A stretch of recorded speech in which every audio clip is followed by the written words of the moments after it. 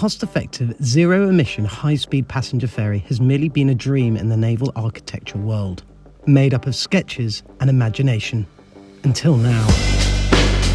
Based in Hamble on the south coast of the UK, Chartwell Marine is a trusted pioneer in next-generation vessel design, and they are turning that dream into a reality. An individual called Giles Barclay thought it would be a good idea to try and come up with a product which used a lot less energy ferrying passengers from A to B.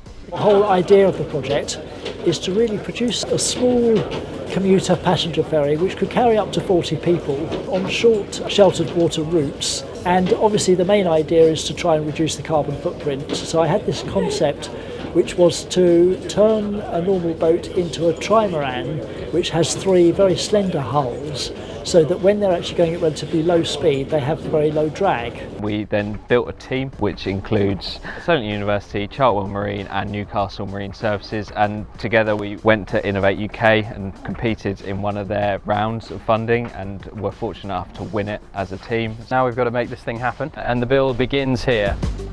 With a grant of £1.8 million secured and a deadline of March 2025 to complete the trifoiler project, it was now time for Chartwell Marine to get to work. We're about midway through the trifoiler project at the moment. The vessel is just starting its build process. We hope to have it on the water in December this year. The overall concept of the trifoiler was to have a low drag platform to enable a hydrofoiling electric ferry. The main topic in any headline in the news right now, which is decarbonisation. Redjet, or the ferries going to and from the island and all over the world, are using big diesel engines to drive not many people to a place.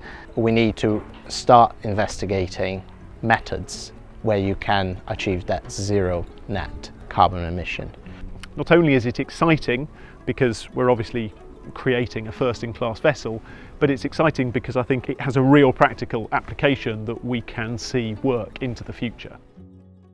Today we had a team meeting looking at finer details of the vessels. Actually, for that control mechanism, is it going to be like a throttle? I'm thinking of a digital input. This is for manually operated flight control. I mean, we could put it on the wheel if you wanted to. Almost like a flappy paddle. Or it should be on the wheel. Do we have to have a wheel? There was a clear discussion between foil designer, structural designer and system designer. And there's always working out when and how to make those decisions to fit in with the build schedule. The sponsons have the batteries in and the motor controllers, they're going to get quite warm. So we're just trying to work out where the best place is to put those. It's quite concerning. They think the battery pods are going to get up to 100 degrees Celsius. We're almost certainly going to need to consider an opening in the box. Yeah. There are plenty of challenges. We try to tackle every meeting with a positive attitude. I think it's always a bit of a moment when you go from a lot of people working in office to trying to explain that to the people building it. I think we had a really positive outcome today. Everybody's working towards achieving that goal. We're now moved from paper to building the thing. The boat is in build at a company called Designcraft. They're experts in sort of prototype composite vessel construction. Here we have one of the sponsons or outriggers. These are the outer hulls which generate the stability whilst we're in displacement mode. There have been a lot of sports hydrofoil leisure craft being developed over the last few years, and I really like the fact that this was commercial. I've built hydrofoils pre-America's Cup to go on monohull race boat, and more recently I worked with the Dutch Olympic sailing team, helping them select their hydrofoils.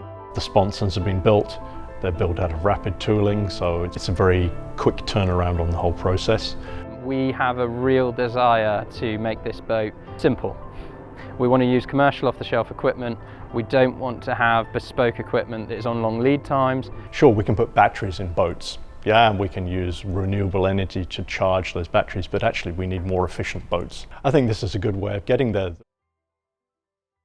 So, captaining the boat? Not me. Really, it should be Giles, since it was his idea in the first place, but I can imagine he'll ask me to do it.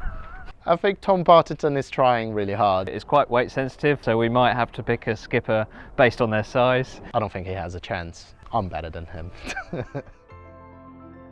The next big part is we'll finish the build in roughly October, and then we'll be fitting it out. That doesn't mean that we are there yet. The outfit's going to be just as important as the operation of the boat. It will all get jigged up, it's assembled in here, and you do dry runs in here before launching on the pontoon behind us.